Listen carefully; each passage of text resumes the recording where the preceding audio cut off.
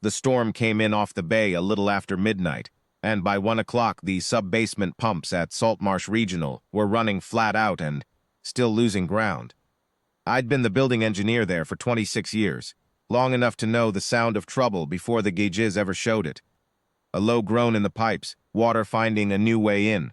I was down on the lower level with a flashlight clenched in my teeth when the radio on my belt cracked through the static. Multiple incoming. Building collapse on Tide Street. 2 civilians, 1 SAR handler, 1 K9. K9's hurt bad. I went up the back stairs 2 at a time. Our doors don't fly open like that for plumbing problems. By the time I came through into the bay, the place was already loud. 2 stretchers rolled past me, soaked through.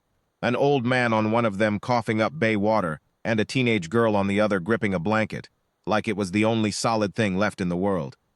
Word coming in over the radio said a retaining wall on Tide Street had given way and taken half, a duplex down with it, and that without the SAR dog, those 2 wouldn't have been found in time. The water in that basement had been rising fast, enough that another 10 minutes would have been the difference. Behind the stretchers came a 3rd gurney, and that one was the trouble. A dog was on it, big, dark, some kind of Belgian shepherd, soaked black and shaking. A deep gash laid open along his flank, where rebar had caught him pulling the old man free of the wreckage. He was thrashing against the straps, snapping at anything that came near his head, and a vet tech who'd been called down from the animal ER had already backed off with both hands raised, a torn sleeve and a look on his face like he'd just learned something the hard way. "He's not biting to hurt," the handler kept saying, soaked to the bone himself, limping alongside the gurney, with one hand pressed flat against the dog's shoulder. He's scared. He just pulled 2 people out of a house that came down on top of him. Give him a second. Nobody had a second. The gash needed pressure and a line in fast, and every time a doctor leaned in, the dog's whole body went rigid and his teeth came out, and the doctor would pull back, and round it went. I'd worked nights at that hospital for a long time, and I'd never seen the trauma team back away from anything. They backed away from that dog. That's when I saw her. She'd only been on nights about 3 weeks. A quiet, young transfer nurse nobody had gotten around to learning much about yet. The kind of person who showed up, did good clean work, and went home without making a ripple. I knew her name was Vance because it was on her badge, and I knew she made a point of saying good morning to me on her way out, even when I was elbow deep in a busted valve, which was more than most of the doctors managed. That was about the whole of what anyone knew. She didn't push through the crowd around the gurney. She came around the side of it, slow, dropped to one knee on the wet floor about 4 feet from the dog's head, and went still. Just still, hands open, low, resting on her own knees. She didn't say anything for a second, and in a bay that loud, that silence carried. Then she said something, low 3 words I couldn't make out over the noise, and reached out. Not fast, not hesitant either, just steady, and laid 2 fingers behind the dog's left ear. I watched that animal's whole body change. The growl that had been rolling out of him for 2 solid minutes just stopped. His ears, which had been pinned flat, came up halfway, then settled. He turned his head toward her, and for a second I thought he was going to take her hand off at the wrist, and instead he pressed his head into her palm and let out a breath, like he'd been holding it since the building came down on him. "Down," she said. "Quiet. Stay. Good dog." And he went down, flat on the gurney, sides heaving, eyes locked on her face, and didn't move again except to breathe. The whole bay had gone quiet enough that I heard the rain hitting the ambulance bay roof, that strange soft hiss a heavy storm makes right before it lets up. The kind of quiet that feels louder than the noise it replaced. Nora Vance looked up at the trauma resident, still hovering a few feet back. "I've got pressure on it," she said. "Somebody get me 4x4s and a vet tech who isn't afraid of him. He'll let me hold him while you work." They moved. Of course they moved. The trauma resident, a kid named Park who I'd seen handle gunshot wounds without flinching, knelt down across from her with the gauze and the suture kit, hands a little unsteady, and Nora talked him through it without ever raising her voice, telling him exactly where the bleeding was worst, where to pack first, when to ease the pressure, and the dog. I'd find out later his name was Tucker, lay there with his head turned toward her the whole time the wound was packed and the line went in, breathing slow and even, like she was the only solid ground left in the building. I would have written the whole thing off as some kind of dog whisperer trick, the sort of thing you see on television, except for the handler. He hadn't moved. He was standing maybe 8 feet back, dripping onto the floor, an older guy, gray at the temples, SAR jacket plastered to him, and he was staring at Nora Vance like he'd seen a ghost walk through the wall. His mouth was open.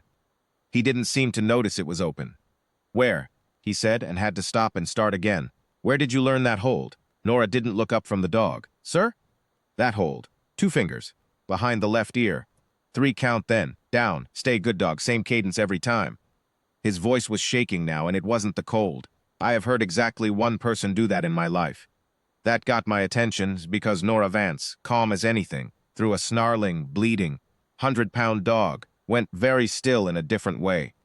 The kind of still a person gets when they're hoping a question will pass them by. "It's just something that works on scared dogs," she said. "It's not just something." The handler's voice cracked, and he had to stop again. "It's a hold. It's the hold. I've taught it to every K9 team I've trained for 15 years. We call it Undertow's hold. I never knew if that was even a real name or just something my old platoon medic made up to needle me, because the corpsman who taught it to us never told anybody her real name. She was a Navy corpsman, attached to us for about 4 months, and then she was gone, reassigned, and none of us ever. Around me the bay had gone almost still. Even the doctors who'd been working on the old man and the girl, 2 beds over, had slowed down, the way people do when they sense something is happening that they don't want to talk over. Park, the resident, had stopped with the suture needle halfway through a stitch, just listening. He stopped. He looked at her badge. He looked at her face for a long moment, the way you look at a photograph you haven't seen in a long time, trying to line up the years. "Vance," he said, like he was testing the sound of it. "There was a flood. A river crossing, 14, 15 years back. Monsoon season. The water came up so fast we lost 2 vehicles and damn near lost my dog and me with them. Diesel got dragged under by the current with a piece of shrapnel in his side, and I went in after him, and we both would have drowned right there if a corpsman hadn't come off the bank into that water with us. She got a line into Diesel while we were still being swept downstream, used that exact hold to keep him from thrashing us both under, and she got us both to the bank, and then she got back to work on 2 more men before anybody even knew her name.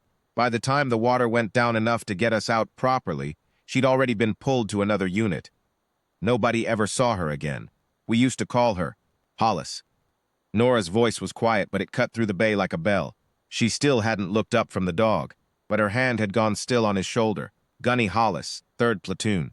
The handler, Hollis, didn't say anything. He couldn't. I've worked in that hospital a long time, and I have seen grown men cry over a lot of things, but I had never seen a man go that pale, and still at the same time, like every year between then and now had just folded up and disappeared. We called her Undertow," he finally said, "to no one, to all of us, on the radio, because she went into the water after people and she always came back out with them." Nora looked up then, finally, and there wasn't any drama in it.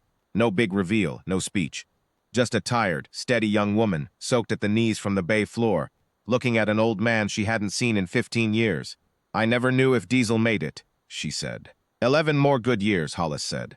His voice was rough, past peaceful, in his sleep 3 winters ago. I was there, I told him. He had to stop again, and this time nobody in that bay moved or made a sound to fill the silence, because some silences you don't fill. I told him we'd never forget the corpsman from the river. I just never thought I'd get to tell her myself. Tucker, on the gurney, hadn't taken his eyes off Nora the entire time. When the vet tech finished taping the dressing and went to wheel him toward the animal recovery wing, Tucker planted all 4 feet and would not go, wouldn't budge an inch, wouldn't even look at the corridor. He looked at Nora instead, and laid his head back down against her arm, and that was that. In the end, they just brought the recovery cart to him, right there in the bay, with her sitting on an overturned supply bin beside him, with one hand resting on his head, and nobody on that trauma team said one word about protocol. Word travels fast among people who've spent their lives trusting dogs and radios more than paperwork. By the time the worst of the storm rolled through and the rain eased off into that thin gray drizzle you get right before dawn, 3 more SAR trucks had pulled into the ambulance bay, handlers who'd been staged across town for the flooding, men who knew Hollis, men who'd heard the story of the corpsman from the river told and retold for 15 years, around enough fires that some of them had stopped quite, believing it was a true story at all. They came in soaked and muddy with their own dogs on leads, and they didn't say much. They just lined up along the wall of the ER bay, 6 of them, in their wet jackets, and when Hollis gave the smallest nod, every one of them came to attention and saluted her. This tired young nurse sitting on a supply bin with her hand on a dog's head, like she was something they'd been waiting half their lives to find. Nora Vance didn't stand up to receive it. She didn't need to. She just looked at each of them, nodded once. Quiet, the way you'd acknowledge an old friend across a room, and went back to checking Tucker's bandage. Hollis stayed behind, after the others started loading their dogs back into the trucks. He crouched down stiffly beside her. And Tucker, and for a while neither of them said anything. Then he reached into his soaked jacket and came out with a small laminated card, edges worn soft from years, in a wallet, a photograph of a younger Hollis kneeling beside a dog with a graying muzzle, both of them squinting into bright sun. "That's Diesel," he said, "last good year. I've carried this thing for 3 winters, trying to figure out who to thank. Didn't think I'd ever get the chance." He didn't ask for it back when she held it a moment longer than he expected. He just nodded, like that settled something, and let her keep it. I went back down to the sub-basement after that to finish with the pumps, because the water wasn't going to pump itself, and because I figured she'd had enough eyes on her for one night. But I stood at the bottom of the stairs for a minute first, listening to the rain finally, going soft and quiet on the roof overhead, that same hush that had fallen over the bay right when she first knelt down by that dog. 26 years in that building, and I'd thought I knew every kind of person who came through those doors. The loud ones, the scared ones, the ones who wanted everybody to know exactly how important they were. I'd never given much thought to the quiet ones, the ones who just showed up, did the work, said good morning on their way out, and let the rest of the world walk right past them without ever knowing what they were walking past. I do now.